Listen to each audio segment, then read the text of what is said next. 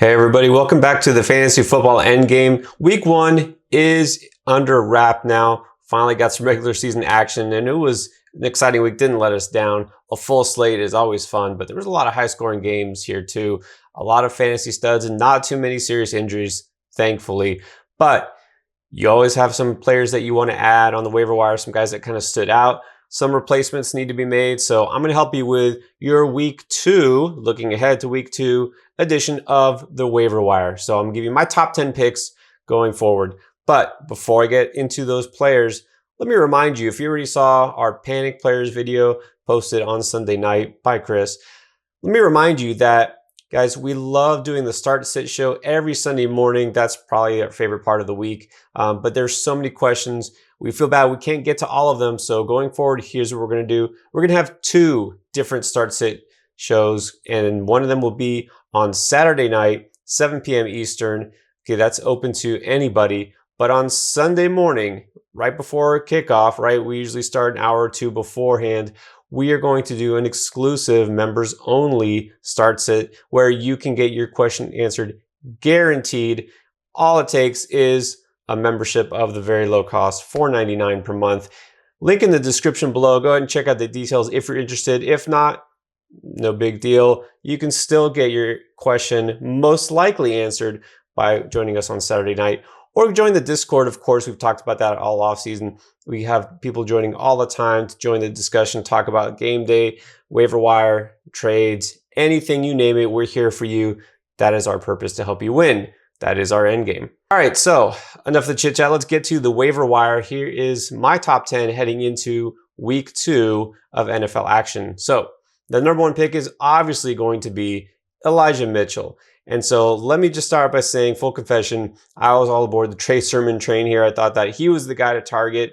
And you know what? It's still early. It's not like we're giving up on him after 1 week, but it was a surprise. And we talked about this Sunday morning. He was a surprise healthy scratch, inactive ahead of week 1, just because, well, as it turned out, we found out a little bit later after the fact, well, he just had been passed by on the depth chart by JaMycal Hasty and Elijah Mitchell, which is very interesting because Mitchell also a rookie, and Hasty did look good in the preseason. Not a lot of action, but of course he knows the system. He was there last year. But interesting that Mitchell really stood out above Sermon, and now we see why. A monster game thanks to the fact that Raheem Mostert, sit down, you might want to sit down before I tell you this, Raheem Mostert got injured. Okay, it didn't take too long. It was, the first quarter, I think. He touched the ball twice, and he was injured, a knee injury. It looks like it's not ACL, so it's not as if his season is over, but still, it might not matter. Mitchell has already carved himself out a role for sure with his performance. 104 yards on 19 carries and a touchdown. Look, we know it doesn't really matter who you throw in that backfield. They're going to be productive. If Mitchell is the lead runner, you absolutely have to have him. Again, not giving up on Sermon long term, but we don't know what's going to happen. Mitchell might get injured, right? Sermon might look good too. But right now, Mitchell is a must-add, at the very least for the short term. All right, so let's go on to my number 2 pick, and that's going to be Tim Patrick of the Denver Broncos. So I said not a lot of serious injuries. Unfortunately, one of them was to Jerry Jeudy. Again, his season isn't over, but early word is that he's going to miss at least 6 weeks with a high ankle sprain. Not so good if you saw the way the other player came down on his ankle after making that grab. And Jeudy was having a nice game too. He was among the team's leaders in receptions, so he had himself a pretty good game, and then that injury takes him out now for maybe half the season. Okay, so Cortland Sutton obviously is there. He's still working his way back. He looks fine, but he wasn't targeted a whole lot. Really, it was the tight ends, Noah Fant, who is pretty much universally owned right now. But Tim Patrick is now the next receiver up. So Tim Patrick is the guy that you should be interested in. By the way, you might not have noticed that last year when Jerry Jeudy was the leading receiver in the Broncos, Tim Patrick was number 2 with 720 receiving yards. That's right. So Patrick didn't get a lot of attention in fantasy, but he definitely needs attention now. This is going to be a better offense. Teddy Bridgewater, a capable quarterback. So Tim Patrick is the top wide receiver pickup for this week because he's definitely going to have a role for the next several weeks going forward. All right, number 3, I'm going to go with another receiver here, Nelson Agholor. He pretty much proved that he is the top receiver in New England. I know Jacoby Myers got more targets with 9, but Agholor did more with them. He was their leading receiver under Mac Jones in week 1 with 72 yards and a touchdown. We know Agholor has a nose for the end zone after last year, so he's probably going to get more red zone looks. He's going to get those deep balls. You know, Myers is a guy who runs more of those intermediate routes. So I like Agholor for fantasy better, even if you think Myers is, whatever, more talented, or you think that he's got more potential, or he's going to get more targets. I think Agholor is just going to be more productive, right? And they signed him for a reason, to be that #1 guy, and he kind of showed that he can be. So nice to see the Jones-Agholor connection happening already. All right, let's move on to number 4. I'm going to go with another receiver here, and that's Christian Kirk.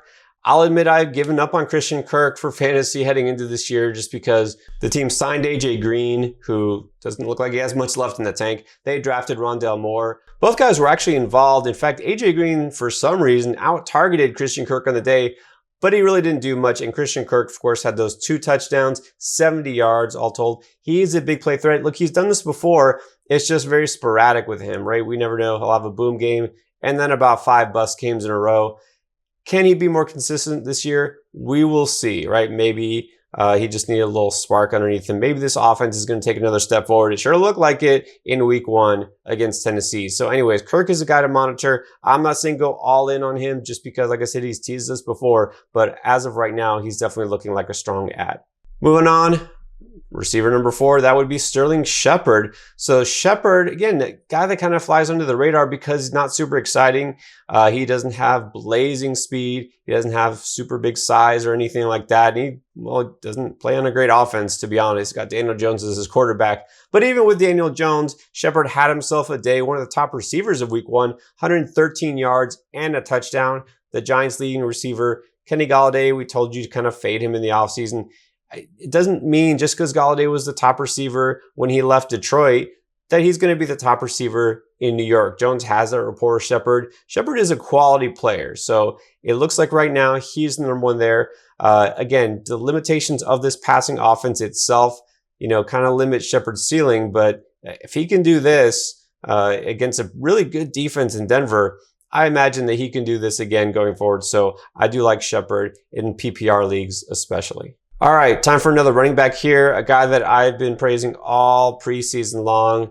I'm not going to stay off of Kenny Gainwell because look what happened in week 1.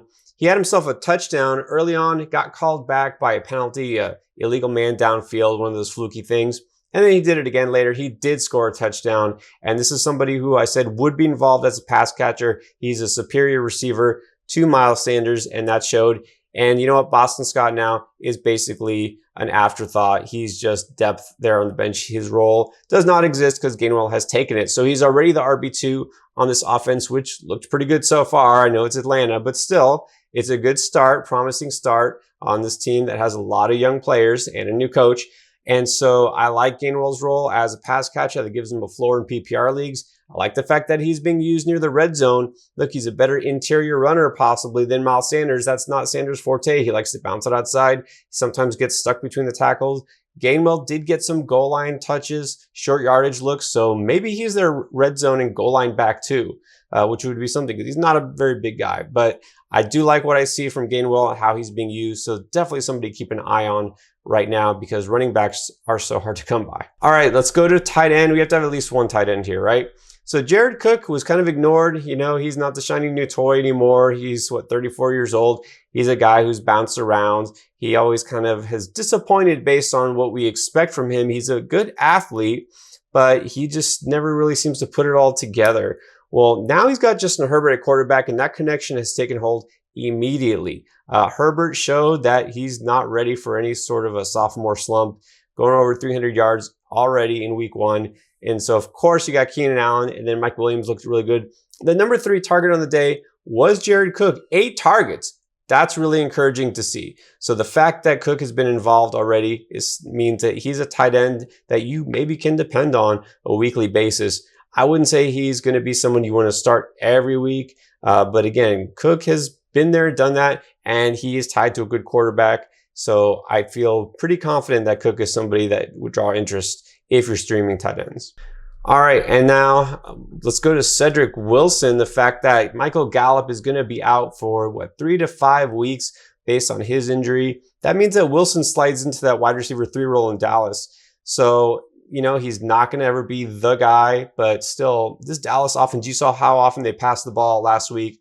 It might not always be that kind of a shootout, but still, their passing offense is definitely the strength of that team. And based on the way that defense is, they're probably going to have to pass the ball quite a bit too. So Wilson did have some nice games last year when Dak was on the field for a couple of weeks. He had that 100-yard game in week 3 with touchdowns, but who knows what might have happened after that. And Dak missed the rest of the season. If Dak stays on the field, Gallup is off the field, you have to have some interest in Cedrick Wilson. I will say also, talking about tight ends, that Dalton Schultz could carve out kind of a bigger role, but still kind of a sketchy streamer there.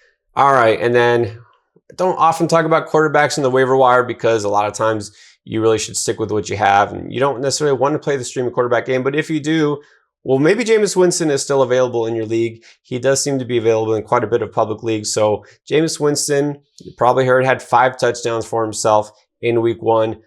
No idea what happened there with New Orleans and Green Bay. It's hard to imagine what Aaron Rodgers was thinking or not thinking, or if he cares. But the fact is that New Orleans offense looks pretty good without Michael Thomas, without Traquan Smith.